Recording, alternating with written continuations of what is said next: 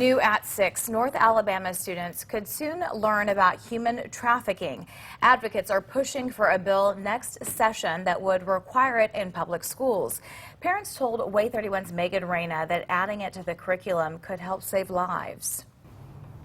Human trafficking is the #1 crime in the world, and nearly half of all victims are children. Advocates here in North Alabama say in order to put a stop to it, kids need to know what trafficking is. It's like one of the worst issues that's facing our country currently. And we need to find out how to protect them and how to protect themselves.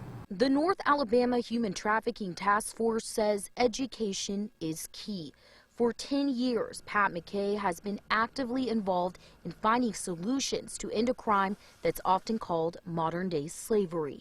It's using force or fraud to obtain some type of labor or commercial sex act. There is no formal education process in place right now in the schools. This week, the state's task force legislative committee met for the first time since the last session.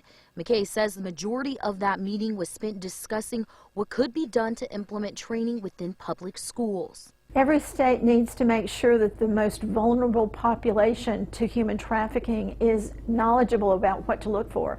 How are they going to even try to escape it if they don't see it coming? That vulnerable population, kids ages 12 to 14. Some parents like John Chase are aware of just how prevalent trafficking is in Alabama. Not enough people know about it and understand what happened, so I think it's a great thing for schools to teach kids about the dangers of human trafficking. Others, like Patty Lang, are just now learning. My son's a junior in high school, and I have not even been aware to tell him about this. That's why McKay says it's important to educate as many people as possible, especially the most vulnerable. It's not just my issue, it's Alabama's issue, and we have to do something. Reyna, Way 31 News.